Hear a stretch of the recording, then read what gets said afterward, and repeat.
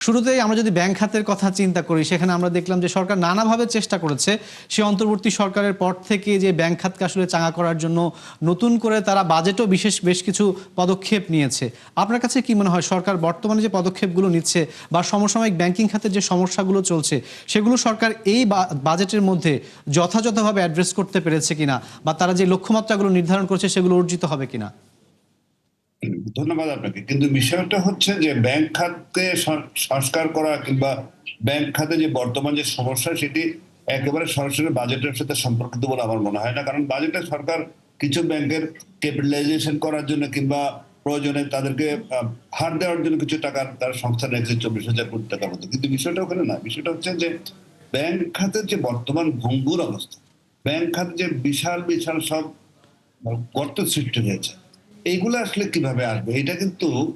এটা তো যেটা বাজেটে দেওয়া হচ্ছে সেটা কোনো ফায়ার ফাইটিং এর মধ্যে অবস্থা, কিন্তু দীর্ঘস্থায়ী যে সংকট সেটা কিন্তু বাজেট দিয়ে এবং বাজেটের মধ্যে সেটা প্রতিফলিত নয় এবং এটা সম্ভব নয়। এটার জন্য অন্য ধরনের পরিকল্পনা নিতে হবে। আমরা বাজেটের মধ্যে তেমন কিছু দেখতে পাচ্ছি না এবং সরকারের পক্ষে বাজেট দিয়ে তেমন কিছু করা সম্ভব হবে না।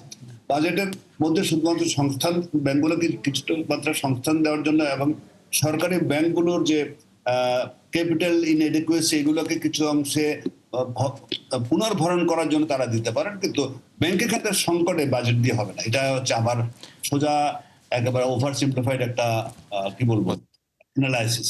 এখন কথা হচ্ছে যে বাজেটের বিষয়, বাজেটটা তো প্রতি বছরের আয় ব্যয়ের হিসাব, এর মধ্যে দিয়ে একটি বছরের আয় ব্যয়ের হিসাবের মধ্যে ব্যাংক খাতে যে বিশাল একটা সমস্যা সেটিকে তো দূর করা কোনোভাবে সম্ভব নয়।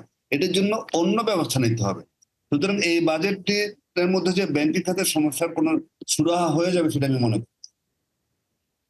উদ্দিন, আমি আপনার কাছে খুব সংক্ষেপে জানতে চাইবো যে বাজেটের সাথে যদি আপনার প্রেক্ষাপটে যদি ধরি, আমি বাজেটের সাথে ব্যাংক খাত খুব বেশি সম্পৃক্ত নয়, কিন্তু কথা হচ্ছে যে অর্থনীতির জন্য অর্থনীতির মূল চালিকা শক্তি সেই ব্যাংক খাতে আমরা যদি রিসেন্ট সময়ের বিষয়টা দেখি, মানুষের ব্যাংক খাতের প্রতি আস্থা সরে যাচ্ছে, আস্থা হারিয়ে ফেলছেন, মানুষ টাকা উঠিয়ে নিচ্ছেন, ঘরে নিয়ে যাচ্ছেন। এখন প্রশ্ন হচ্ছে সরকার যে ঘাটতি পূরণের জন্য ব্যাংকের উপর নির্ভরশীল, সেই ব্যাংক খাত থেকে সরকার কতটা আশাবাদী হয়ে তার ওই ঘাটতি পূরণ করতে পারবে? সেই লিকুইডিটি বা সেই তারল্যটা কি ব্যাংক খাতের মধ্যে থাকবে কিনা এই অবস্থা চলমান থাকলে? আমি কিন্তু বলিনি যে বাজেটের সাথে ব্যাংক খাতের একেবারে সম্পর্ক না। আমি বলছি যে আপনি বলছেন যে ব্যাংক খাতের যে বর্তমান যে সংকট সেটি কোনো উপশমের এই বাজেটে কোনো কিছু পাওয়া যাচ্ছে কিনা। আমি অবশ্যই আছে, সরকারের কিছু বরাদ্দ আছে, কিন্তু সেটা দিয়ে কিন্তু ব্যাংক খাতে যে দীর্ঘস্থায়ী ক্ষত তৈরি হয়েছে সেই ক্ষত পুরোপুরি দূরীভূত হবে না। এটা হচ্ছে নাম্বার ওয়ান। নাম্বার টু, বাজেটের সাথে অন্যদিকে সম্পর্ক আছে, কারণ সরকারের ইনএডিকুয়েট আপনার রেভিনিউ কালেকশন, এই ইনএডিকুয়েট রেভিনিউ কালেকশনের জন্য সরকারকে ব্যাংকের কাছে কিংবা অন্য বিদেশের কাছে হাত পাততে হয়। যখন সরকার ব্যাংকের কাছে হাত পাতে তখন ব্যাংকের তারল্য কমে যায়। ব্যাংক তখন ব্যবসায় যেটা ব্যাংকের কোর বিজনেস সেখানে তাদের কাছে দেওয়ার মধ্যে যথেষ্ট লিকুইডিটি থাকে না। সুতরাং সম্পর্ক এখানে অবশ্যই আছে। এখন এইখানে যদি এইটা নিয়ে কথা বলতে হলে কিন্তু কথা অন্যদিকে যায়। তাহলে ব্যাংকের কাছে সরকারকে কেন হাত পাততে হয়? ব্যাংকের কাছে সরকারকে তখনই হাত পাততে হয়, মানে ব্যাংক তাকে ধার করতে হয় কখন? যখন সরকার নিজস্ব যে আয় ব্যবস্থা সেটি সংহত করতে পারে না। এবং সরকারের এই সংহত করতে না পারার বিষয়টিকে আমাদের জন্য, আমি আমাদের মতো একটা দেশের জন্য আপনার প্রায় 50,000 কোটি টাকার এখন জিডিপি, আমাদের জন্য একটি লজ্জাজনক বিষয়। আমরা ট্যাক্স জিডিপি রেশিও যদি ধরেন, আমরা নেপালের মতো দেশের চাইতে অনেক কম। সুতরাং অবশ্যই বাজেটের মধ্যে আছে, বাজেট দিয়ে তাহলে এই যে ব্যাংকের কাছে আসা, এটা একটা দীর্ঘস্থায়ী অথবা একটু ঘুরিয়ে সম্পর্ক আছে তো বটে। কারণ ব্যাংকের কাছে না আসার জন্য সরকারকে তার রাজস্ব আয় বাড়াতে হবে। এই রাজস্ব আয় বাড়ানোর বিষয়গুলোকে বাজেটের সাথে সম্পর্ক। এখন আমরা যেটা দেখতে পাচ্ছি, এইবার বাজেটও সম্ভবত বলেছেন যে 2030-31 সাল নাগাদ এই 6.8 যে ট্যাক্স জিডিপি রেশিও এটাকে 9.6 নিয়ে যাওয়া, 8.6 9.6 নিয়ে যাওয়া হবে।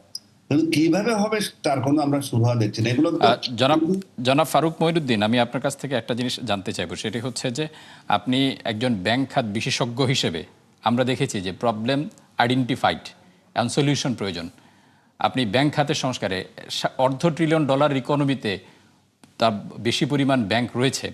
এখন সেই ক্ষেত্রে এই প্রবলেম সলিউশনের জন্য সরকারের জন্য আপনার কি পরামর্শ থাকবে? সরকার কি কৌশল অবলম্বন করে এই ভঙ্গুর অবস্থা থেকে বের হয়ে আসবে? আপনি যদি ব্যাংকের কথায় ব্যাংকের যদি শুধু ব্যাংকের সংকটের মধ্যে থাকতে বলে, তাহলে আমি সেই হিসাবে বলছি আমার কিছু পরামর্শ আছে অবশ্যই। প্রথম কথা হচ্ছে যে আমাদের এখন যে সবচেয়ে বড় সমস্যা ব্যাংকগুলোতে যে অবাধে বেনামি ঋণ ইত্যাদি যে একটা বিশাল সংকটের সৃষ্টি করা হয়েছে, এটার জন্য আমি যেটা সাজেস্ট করতে চাই এবং করিও সেটি হচ্ছে, প্রথম কথা হচ্ছে যে আমাদের খেলাপি ঋণ এখন 35%। 35% খেলাপি ঋণ পৃথিবীর মধ্যে সর্বোচ্চ। এখন বিষয়টা হচ্ছে যে এই 35% খেলাপি ঋণের মধ্যে অনেক ঋণ আছে যেগুলো সত্যিকার অর্থে মানে সাদা চোখে যেটা লুটপাট হয়ে গেছে, এক। দুই হচ্ছে আর ধরনের হচ্ছে বেনামি ঋণ। আমি বলছি বেনামি ঋণ কিংবা সত্যিকারের তসরুফের মধ্যে যে লুটপাট, এটিকে আপনার খেলাপি ঋণের মধ্যে লুকিয়ে রাখার কোনো প্রয়োজন নাই, এগুলোকে আলাদা করে ফেলতে হবে। এবং আলাদা করে যেটি হয় সেটি হচ্ছে যে ব্যাংকগুলোকে বলতে হবে, ব্যাংকের একটা খাত আছে যে যখন কোনো ব্যাংকে জাল জ্বালিয়ে দিতে হয়, এখানে একটা প্রোটেস্টেড বিল নামে একটা খাত আছে, যেগুলো এখানে সরিয়ে ফেলা হোক। সরিয়ে ফেললে আপনার এটা কমে যাবে, আপনার খেলাপি ঋণের যে পার্সেন্টেজ দেখা যায়। এইটার জন্য সরকারকে এখন বরাদ্দ দেওয়া কিংবা কিভাবে সংস্থান হবে সেইটা কিন্তু বিষয়। এটা সরকারি ব্যাংকের জন্য একরকম হবে, আবার প্রাইভেট ব্যাংকের জন্য একরকম হবে। সুতরাং সরকারি ব্যাংকের জন্য যেটা হবে সেটা কিন্তু সরকারের দায়িত্ব, তার সেখানে তহবিল পুনর্ভরণ। বেসরকারি ব্যাংকের জন্য অন্য ভিন্ন বেসরকারি ব্যাংকগুলোই করতে পারবে। সুতরাং বাজেট আলোচনার মধ্যে এটাকে সীমিত রাখা আসলে যাচ্ছে না, আমি যেটা বারবারই বলতে চাই। অবশ্যই বাজেটের মধ্যে কিছু কিছু সংস্থান রাখা যায়, তবে এইটা কিন্তু দীর্ঘমেয়াদী। এবং এটা আপনি যদি ব্যাংকিং সংকটের কথা বলতে চান, তাহলে আমার প্রথম পরামর্শ হবে এটা। দ্বিতীয় পরামর্শ হবে যে আপনার বাংলাদেশ ব্যাংকের যে নজরদারি মনিটরিং, এটাকে আরো জোরদার করা এবং ব্যাংকগুলোকে বাধ্য করা। আমাদের দেশের মধ্যে একই আইনে, একই ব্যাংকিং আইনে কিছু ব্যাংক খুবই ভালো করছে, কিছু ব্যাংক এত খারাপ কেন করবে? কিছু ব্যাংকের 60 to 70% কেন এনপিএল হবে, যেখানে কোনো কোনো ব্যাংকের 3%। একই আইনে তো দেশ চলছে। তাহলে সরকারকে ওই ব্যবস্থাটাই করতে হবে যে ব্যাংকগুলো যাতে ব্যাংকিং নর্ম যেটা আছে সেটা পরিপূর্ণভাবে পরিপালন করে এবং সেটির জন্য কঠোরতম ব্যবস্থা গ্রহণ করতে হবে, এক।